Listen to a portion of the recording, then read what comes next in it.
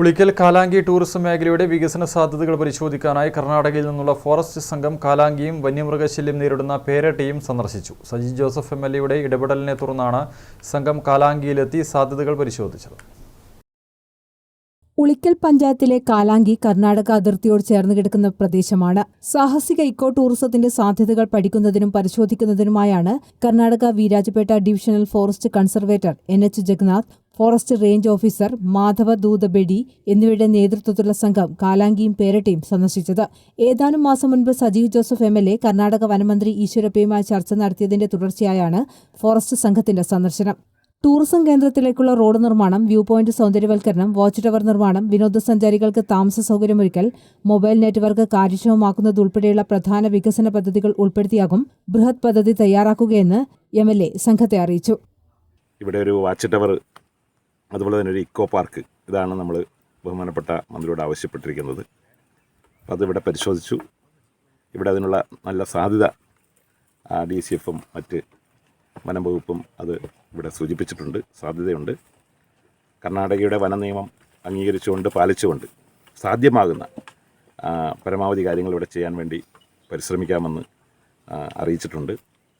അതിനുള്ള നടപടിക്രമങ്ങൾ ചെയ്യുമെന്ന് നമ്മൾ പ്രതീക്ഷിക്കുകയാണ്. വിശദമായിട്ടുള്ള ഒരു വിശദാംശങ്ങൾ നൽകാൻ വേണ്ടി പറഞ്ഞിട്ടുണ്ട്. നമുക്ക് ആവശ്യമായിട്ടുള്ള ആവശ്യങ്ങൾ സബ്മിറ്റ് ചെയ്യാൻ വേണ്ടി പറഞ്ഞിട്ടുണ്ട്. അടുത്ത ദിവസം തന്നെ നമ്മുടെ ആവശ്യങ്ങൾ രേഖാമൂലം വകുപ്പിന് നൽകുന്നതാണ്. പ്രകൃതി സമ്പത്തും ഒരുപാട് പ്രത്യേകതയുമുള്ള സസ്യങ്ങളും Kalanki view point ഭാഗത്തുണ്ട്. Eco tourism നടപ്പാക്കാൻ സാധ്യമായതെല്ലാം ചെയ്യുമെന്ന് വീരാജപേട്ട ഡിവിഷണൽ ഫോറസ്റ്റ് കൺസർവേറ്റർ ജഗന്നാഥ് വ്യക്തമാക്കി. As far as tourism activities is concerned, there is a policy in Karnataka and there is a restriction under Karnataka Forest Act. As for that Forest Act and rule and other things, we will definitely ascertain.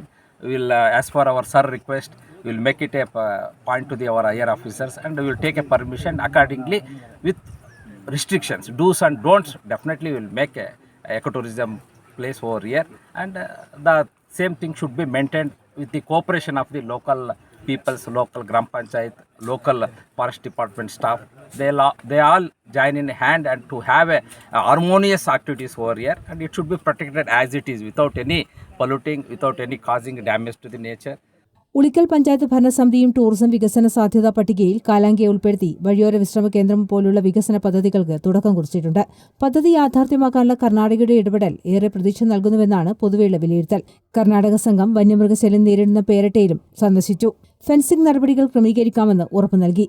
സംഘത്തോടൊപ്പം Kalanki tourism committee chairman Thomas Varghese, Thaliparamba forest range officer PV Sanoop Krishnan, Ulikkal ഗ്രാമപഞ്ചായത്ത് അംഗം ജോളി ഫിലിപ്പോസ് തുടങ്ങിയവരും ഉണ്ടായിരുന്നു.